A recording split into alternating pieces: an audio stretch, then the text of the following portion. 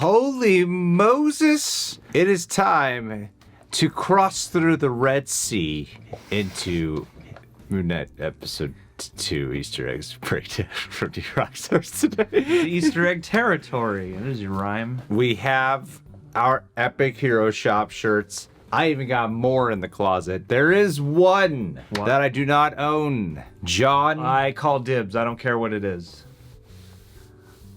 Ha! Yeah. Really losing on this one. I'm gonna go buy a t-shirt in your face. Congratulations. Leave a like and get ready to join us. Comment and stuff. It's done. Let's go. Welcome back to New Rockstars. I'm Erik Voss, and this is a breakdown of Moonknight episode 2, in which Moonknight narrowly escapes a bunch of vegans by killing their dog. This episode was filled with Easter eggs, subtle cinematic details, and you were right about that. Hey. So let's break down this shot by shot for everything that you might have overlooked. Got and a one. reminder that Got the best one, way you can support guys. us is to get that shirt. That shirt I don't have. That's a great shirt. Dibs all the way. Dibs, dibs, dibs. It's called Tomb of the Moon God. It looks awesome, and when you get it, you'll unlock the added option. Wait, do I have that? In a custom style. Oh, no, you're not allowed to wear it if you do, because it's mine now. Over sand, No twinsies, it's a real reach. Beat down on that jackal that ended last episode.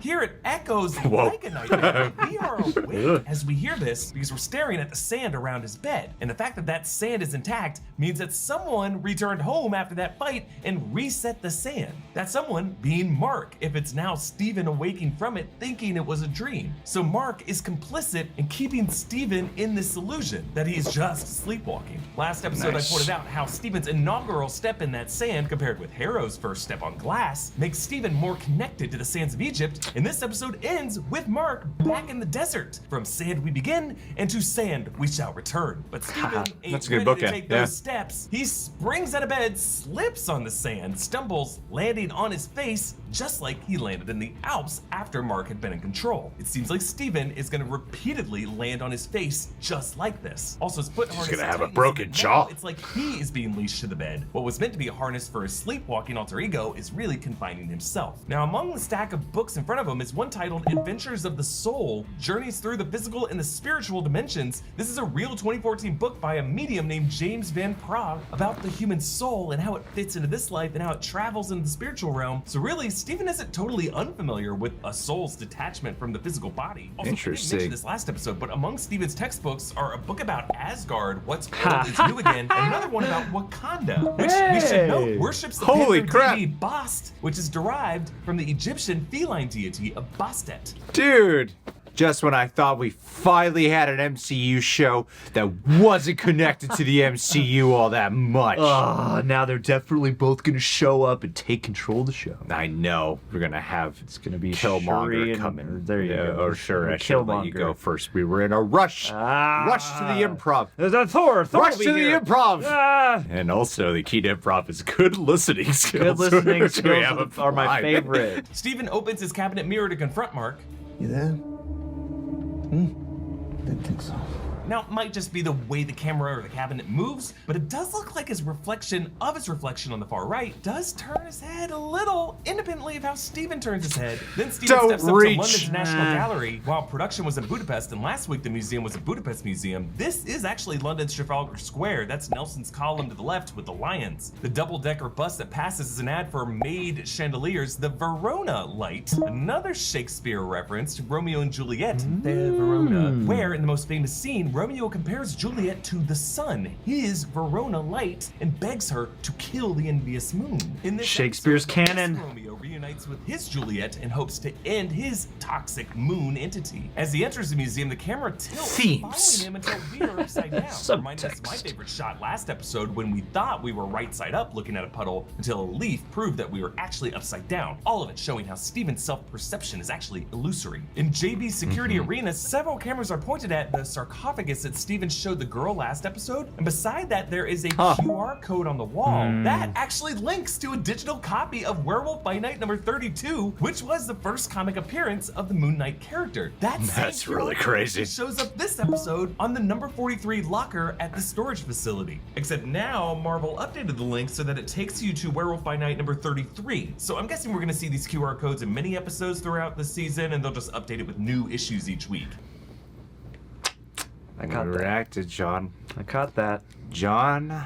Never mistake a well-placed QR code for anything but advertising. John. Only the most important details are the ones that I catch. John. This is my show. I'm the king of this show. Did you ever scan it? I did. Got a lot of free time in your hands. Huh? To scan codes. Yeah, Go man. back to the all show. day Be like, be where's scan that? I gotta codes. find out. And then I definitely read the whole thing in one sitting because all I got is time, baby.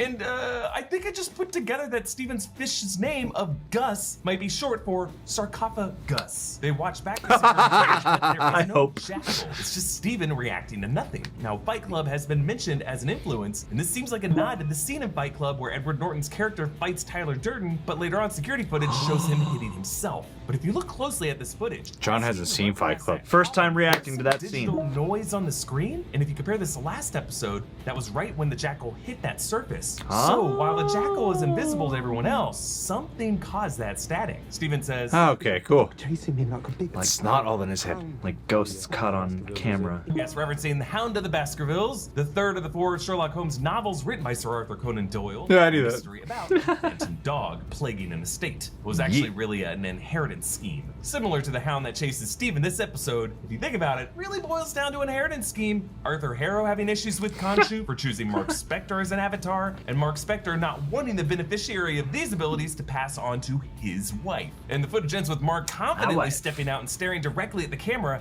as if knowing Steven the next day would review this footage. That's not me. I do have a question about that. Why would Marc Spector not try to wipe the footage? And why did he take the time to redo his hair a little bit just to leave that little message there? I ain't on board with that. It's Hollywood. Okay, It's Hollywood all right, magic fine. movie. Everyone has great hair and women wake up in hospitals with perfect makeup. But to me, it was like, wouldn't he want to wipe this footage? Because it's only going to make things more complicated for whichever form of his is discovered. And I don't think his secret plan is to get Steven fired from the museum so he can come on adventure. He's, you know, like he wants to control the body. So yeah, I get where you're coming from. The desk in the HR office again gives us a clean reflection of Steven. The HR manager offers therapy, This particular group of doctors has a long-standing relationship with us. but the fact that he doesn't get the police involved, but then some cops who do get involved, these detectives, end up being part of Harrow's cult, makes me wonder if this HR rep is also part of that cult as well. Because he says, But you're not alone.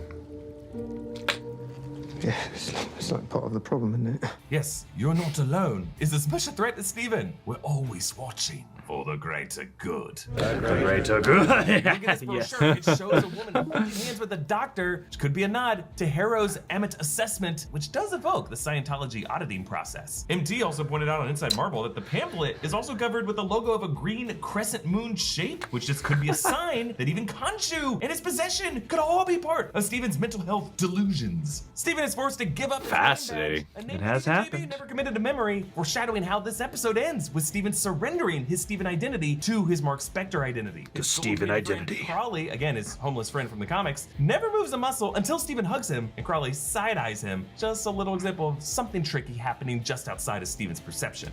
I do wonder, A, like how much of this actually is in his head? What if we were living in some type of world created? And B, I still think he's interacted with Marc Spector too. You mean Crawley is? Yeah, Crowley. Yeah, I would think so. So he's got to just like keep it real tight-lipped around Steve. Or maybe he's always like, this guy's weird. Yeah.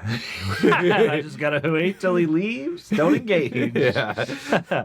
Or maybe Jake Lockley knows him. Who's Jake Lockley?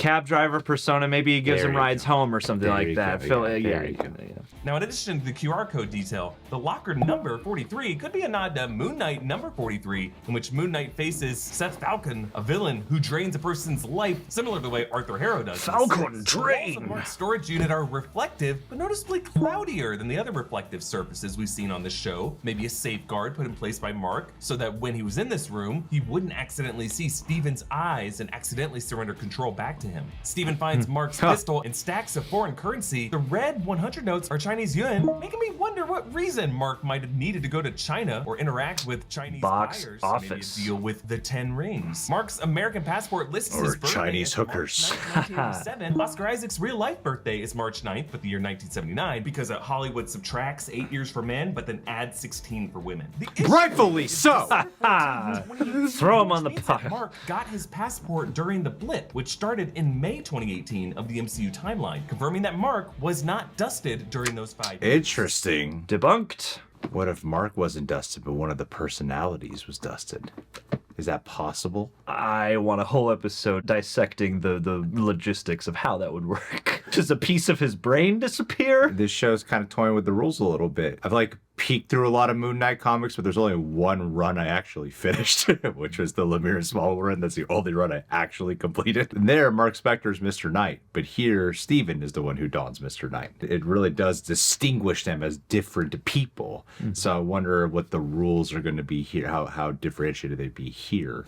Maybe, it could be. I could see them doing something to that effect. You laughed at me, and I took it personal. I can dish it. I can't take it. I want to see your timeline. Most of these shows have had one sequence where it's like, oh, mid-blip, so hey, maybe we'll see that. Steven finds the golden scarab, which hovers over his palm. I'd say you're a compass, but you're not pointing north. Yeah, this compass would presumably point toward Jack Egypt, Sparrow. which is southeast of the UK. Worth noting that this would also be the general compass heading for Mecca, which Muslims around the world pray in the direction of throughout the day. In this case, the scarab also Those points aren't Americans. directly at Mark's reflection. Steven snaps at him. Look, I don't care how bloody handsome you are. Tell me what it is you are. Yeah, gotta love the meta joke for Oscar Isaac there. But for Steven, he sees handsomeness as a factor of confidence, something he doesn't have. Thus, he's unable to see his own good looks. Mark explains, I serve Khonshu. I'm his avatar, which means you are too, sort of.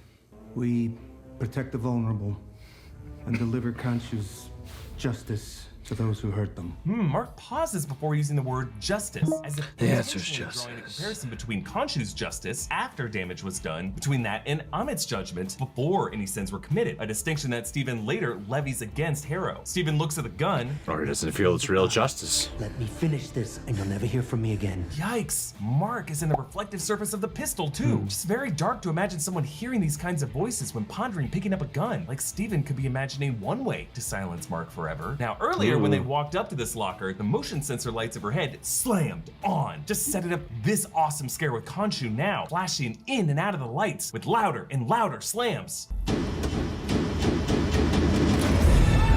So the lights alone represent the demon, like the barrels and jaws representing the shark. This also works like an inverse of David F. Sandberg's amazing Lights Creepy. Out short, The Ghost in the Light, instead of The Ghost in the Dark. Steven gazes up at Khonshu's form as the lamp overhead glows brighter and brighter, and I just love Like that you a can now crescent see a moon. big divot in the ridge of his beak, like he's been in some kind of battle in this ghostly form. And then you can see up into his skull orifices a ribbed texture interior for our pleasure. Because the inside of a lot of skulls are rarely smooth or sanded down, just little details like this make him more lifelike. Layla And the pulls back up of his the head ring makes the him light look like a upside crescent down, moon. just like that shot of him entering the museum earlier. She says to him, You really could have given me any sign that you were alive. yeah, throughout this conversation, he sees her through the mirror. The people he speaks to in mirror reflections are just difficult for him to trust as legitimate. In his flat, when Layla looks at Gus in the tank, Mark's reflection appears in the tank behind hers, despite Steven being back at the door, showing how Mark is now in a kind of sunken place, trapped in an Egyptian-themed tank like Gus is. Way out of your depth. Brother, you're literally in the depths. Now, on the shelf are some useful titles. Joseph Pearl's Revealer of Secrets, which is considered the first like modern Hebrew novel. You're gonna be a good dad, Erik Voss. A satirical collection of letters among Hasidic rabbis. Marc Spector is Jewish, son of a rabbi, something this series will explore with the Jewish cultural consultant listed in the credits. Oh, cool. Also, the man in the Jews! L'chaim! 1,000-year-old Neolithic corpse in the glacier in the Alps. It's actually not that far from the valley where Steven woke up last episode. And of course, Man in the Ice. We definitely had enough another one of those in the MCU. But the book Layla picks up is a collection Another of Steve. French poet Marceline Débordé d'Amour, Les Fleurs, or The Flowers, from the year 1833. The two of them quote the opening verses from Les Séparés, or The Separated. Marceline Desbordes-Valmont. Ne crie pas. Je suis triste, je voudrais m'éteindre. Le beau était sans toi. Are they declaring war against America? They are those Which dirty translates French. to, do not write, I am sad. Got it, I would okay. like to die out. The beautiful summers without you are the night without a torch. These words reflect the separation between these two lovers. Mark ghosted her, wanting to die out in Layla's mind, essentially telling her, don't contact me. But really, without each other, they have been lost in the darkness. Earlier in this episode, we got the allusion to this Romeo's sun, making the moon envious. And here's another literary allusion, comparing this star-crossed lover to a flame in the night. And it's sweet that Layla's favorite poet was Steven's favorite poet, despite him having no other memory of her, and Mark even trying to block her out. Like MJ still wearing Peter Parker's broken necklace, another example in the MCU of love persevering through memory. When Layla finds a scarab that confirms that's it doesn't point sweet. to Ammit's tomb, on the table beside Steven, a little gator or a croc statue, Ammit ready to devour Laters, him. Then a gators. detective- I mean, it's not just Ammit. I see some crescent moons back there Hey, too. whoa! Details and Easter eggs. Breakdown. And look, there's a little man underneath them all. You could argue is like Mark.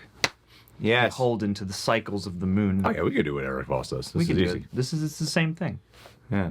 And blue color palette representing how sad he feels. Yeah. And you know, the light situation. reflects off the moon. There are no actual lights on, so all the light in this room is just reflecting from the sun, like, you know, moonlight. You sound so stupid. I'm no Erik Voss, all right? You take care of that is stuff. I'll be dumb. over here. Embarrassing. Then a detective's knock at the door. DC Fitzgerald and DC Kennedy here. Fitzgerald and Kennedy. Interesting names for Residence. detectives, because it's the middle name and the surname of the US President John Fitzgerald Kennedy, because these are probably fake names recognizable to an American, but less so to a Brit. Actor Anne Akagirian Yeah, is credited as Brits. Bobby and David Ganley as Billy. When they bring in Steven and run Mark's records, his file number begins with 1975. That was the year Moon Knight first appeared in Marvel Comics. And the assigned agent is Nick Pepin, the real-life production manager on Moon Knight and several other Marvel titles. Love it when they work the crew names in there. The photo here Multiverse. shows at least 4 bodies shot in the heads at an archaeological dig site in Egypt, which seems like this is all being taken from Moon Knight comics, where Raoul Bushman murders Marlene's archaeologist father before Mark becomes Moon Knight. Something that may be the case with Layla and her father. But uh-oh, the cops are Layla. drinking Ammit Kool-Aid based on their tattoos. There's a tattoo also on the kid with the soccer ball, and her tattoo seems to even move a bit as she's holding that ball. The soccer ball is unworthy. Oh, it's a shame I can't be here to see the world we create. Harrow greets him. It's the future, soccer ball. Here's Stephen Grant of the gift shop. Hate those glass sounds. I'm sorry for the wait.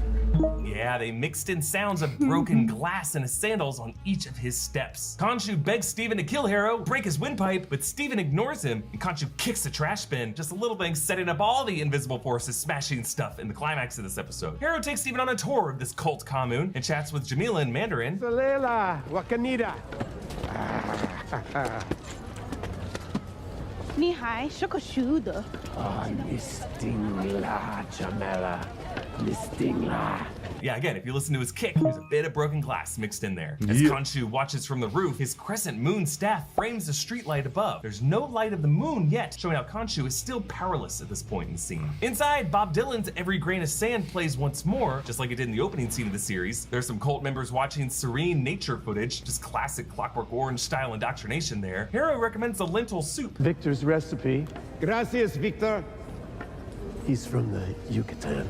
It's very funny. Victor. There is a Victor Mancha in the Marvel Comics, aka Victorious, cyborg son of Mexican mother Marianela Mancha, and Ultron Tech, who's part of the Runaways, ties in with the Age of Ultron storyline, later kills Vision's son Vin, but I don't know if this is the same Victor. Definitely is. Is that how we're doing these breakdowns now? Just any name? Just gonna find a name and go, is there a character in Marvel Comics? Mm-hmm. Maybe it's them. Is that what we're doing to me? Because I've wanted to see that Victor brought to life for ages. So don't tease me like that. You're playing on my emotions now. Everyone's always wanted certain characters to come into the MCU. And for me, it's That guy you said. The Victor. That Victor guy. I just love how Harrow feeds Stephen these lentils that were grown in their community garden while using a gardening metaphor to describe Ammit's judgment. She tears evil up from the root, casting her judgment before any evil's done. That's why we must resurrect her. Almost as if he's saying, you're enjoying our garden, trust the gardener. But Stephen rightfully counters. If Ammit judges people pre-evil, like before the fact, then isn't she judging an innocent person? A thought can't be evil, can it? I think about killing my boss all the time, but I wouldn't actually do it. What about a child? Would she kill a child for something they might do in 30 years? And Stephen doesn't buy Harrow comparing kids to diseased limbs needing amputation, so Harrow has to whip out the big guns. This is Ammit's gift to her first avatar. It contains in it a tiny sliver of her power. Yes, another reference to Ammit's first avatar, who betrayed her, whom I've speculated could be Pharaoh Ramatut, aka K. I know it sounds like I'm reaching, just watch my video on that. I swear, I make a pretty good case for it. I like how throughout this, as the cult members back away in fear, that projected nature footage now shows a hummingbird flapping its wings and then mushrooms sprouting, mirroring the tension of the scene, the chaotic heartbeat of a hummingbird, then exploding into a mushroom cloud plume. Layla arrives with the scarab and they flee as Harrow uses the cane to open a purple crack. Purple power. Through which another jackal arises. Another example of glowing purple rifts through dimensions in the MCU after Spider-Man No Way Home. Perhaps the purple glow indicates the realm between universes, what Wong called the dark border between known and unknown realities. And it is from this realm where these hell beasts are summoned. Harrow chants, and on his staff, those crocodile eyes of Ammit glow purple. The jackal knocks Stephen out the window. This is likely the moment he loses the scarab, considering his jacket billows up. But Stephen hits a superhero landing dressed as a dapper Mr. Knight look, taken directly from Warren Ellis's 2014 comics. Whereas Mr. Knight in the comics is really a clever criminologist detective, another main form of Khonshu. In this series, it's really just the form Stephen Grant takes when he tries to summon Khonshu. The suit is a finely tailored three-piece suit with a form-fitting mask with stitching down the center of the face, reflecting Stephen's fractured identity. If I'm not mistaken, there have been some people who are actually pretty upset by this version of Mr. Knight here. While he has his sarcastic cracks once in a while, Mr. Knight's actually pretty badass, where Stephen Grant here is already kind of like fish out of water goofy character, and then Mr. Knight they really make funny here. I personally don't mind this version at all. I guess I'm not married to the comic material, but watching it here, I think it just works so well within the context of the show itself, especially to bounce off of Marc Spector, who is so serious, and his Moonknight you take very serious as well, whereas Stephen Grant, in the way like they use the physicality of the kind of suit that it is, where it feels more throwbacky, like there's something that feels, I don't know, stage performer-esque about the kind of classical vibe of the suit. Almost vaudevillian. That's the freaking word I was looking for. Vaudevillian. Yes. Yeah. Vodka tonic. Absolutely. Von Straten. Von Doom. So, yeah, a very vagina feeling, and I really love the way it looks. I don't mind it whatsoever. Well, and who's to say he won't become more of a badass later on into the show as Steven gets more of his sea legs under him, you know? Become more fancy. More sharp. More capable, confident, good looking. But I like it funny. I like it funny too. Maybe they'll find a nice middle ground that makes everyone happy. God, John. Comic book fans. Happy. You freaking vodka villain. Idiot. Vodka man. I like fantasies and fantasies only. But I love his shoes. Loafers with these white wrappings. Just a little hint of that mummy linen aesthetic. He and Mark argue. She said I needed a suit. Yeah, the ceremonial armor from Khonshu's temple, not Psycho Colonel Sanders. Well, I don't know how any of this shit works. Yeah, I just like how in response to that, the Mark reflection blinks his glowing eyes slowly in disappointment. Layla breaks the bottle over the jackal's head so that she could see it with the fluid that's sticking to him, but then the jackal lifts them both and slams them against the wall. As it does so, you can still see the last of those little droplets of fluid shaking off from the motion. Stephen tries to lure it away. Like a butterfly, sting like a bee. He's quoting Muhammad Ali, not realizing that the second half of that line was, his hands can't hit what his eyes don't see. Ironic, since he is trying to fight something invisible to everyone else. Also worth noting that Mark in the comics had a past as a boxer. Stephen instead says, My name's Stephen with for thee.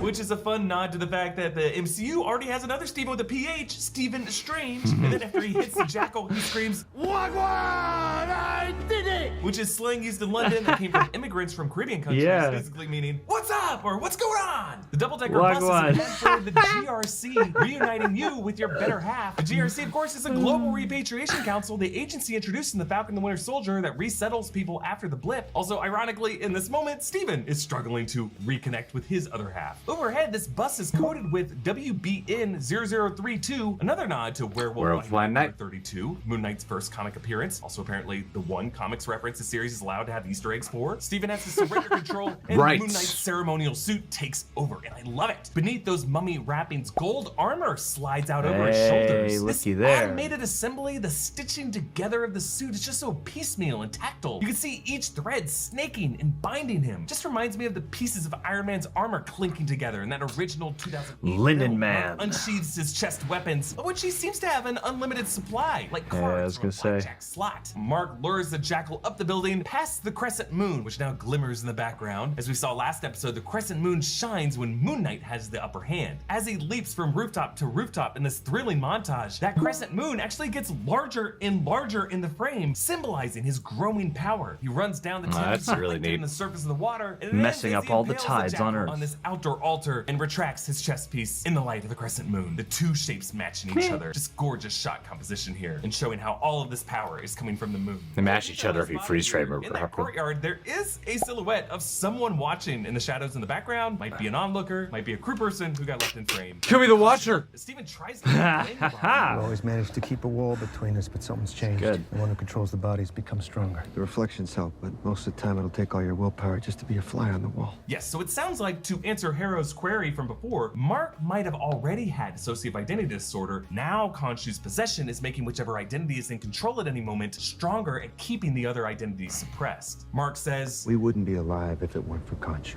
and my servitude is the price that I pay." So yes, it sounds like they are adapting Marc Spector's origin from the comics, that Mark was dying when he came across Khonshu's tomb, and that's when he got possessed. But Steven, now bolder and angrier, as one of those suppressed voices really gets under Mark's skin. Just shut up. Stop it. Moment. Steven, shut up. I promise.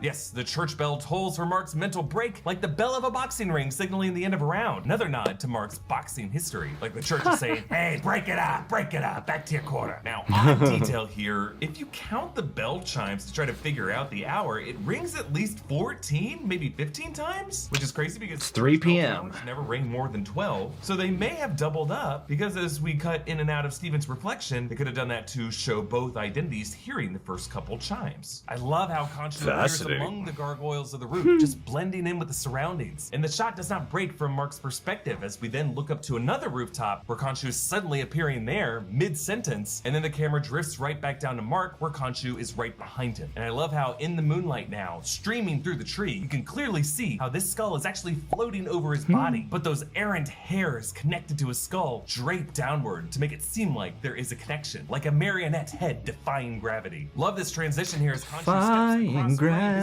dissolving into the falling curtain that Mark had draped over a broken mirror to hide his reflection. Since Mark is in a different spot of the room, the reflection is Steven, covered in a bedsheet on the bed, his knuckles bloody. This means that Steven must have tried to break out of the state violently and injured himself, now looking a lot like Martin Sheen after he cut his hands on the broken mirror in Apocalypse Now. And in that cracked mirror, you can see that's Steven's a great reference. Necklace, another nod to his Jews get burned. Jews. The MC Jews. Egypt. And I just love that this whole sudden transition to Egypt took us here while we were in Mark's perspective, confirming that Khonshu backseats his avatar, whoever is at the wheel, Steven or Mark, and that this avatar, like us, is really just along for the ride. Now, over the credits plays How does he travel so easily? El Malouk by Ahmed Saad, featuring Inaba and Double Zooksh. Awesome Egyptian jammer to end this episode. And the final shot of the credits actually changes from last episode. Before, it was an amazing shot of Moon Knight's hooded ceremonial warrior attire. Now it is Mr. Knight. Again, the best way to support us is to check out our great merch options at newrockstarsmerch.com. Follow me on Instagram and Twitter at EA Voss. Follow New Rockstars. Subscribe to New Rockstars for more analysis of everything you love. Thanks for watching. Bye. Cool. Way to go, Erik Voss. Cool. Cool. How does he travel so much? Bus.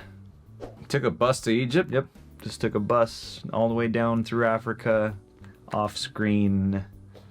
You have to go through Africa? Uh-huh. Egypt is a part of Africa. I'm told. I haven't ever actually looked at the map. I thought you have to cut through Michigan. Mm-hmm.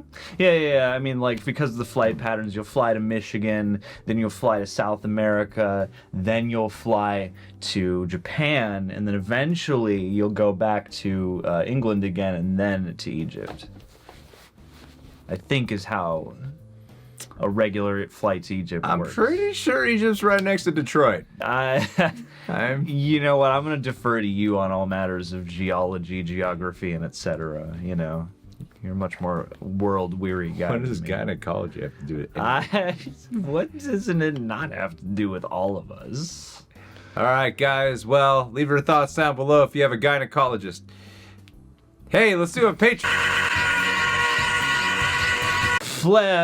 Flavius Doran, dude, I know you're a big Marvel fan, and I was thinking who of all the patrons here would be the right kind of stand-in for a Stephen Grant type, and that will be you, my friend. I can totally, because Flev, hey, he's got an unflappable good nature, but I feel like, you know, Flev needs a little dose of adventure injected. You know, because Flev and I, we've hung out on multiple occasions, you know, when I'm doing my living statue shifts in the public park, you know, in Romania where Flev lives, where I often travel because it's also right next to Detroit. And so, you know, he's told me a lot about his life, confided many things in me, and I don't ever let him know. Basically, you know, that he just had this date, didn't go very well. He was 2 days late for it. It was crazy. Plus, he lost his job at The Night in the Museum, directed by Sean Levy. Levy? It doesn't matter, because Flev is a wonderful human being, and anyone would be lucky to go out for a steak dinner with you, buddy. I would. You always know what to comment to make me feel good, so. Yeah. Be well, Flev. Thanks for answering my questions.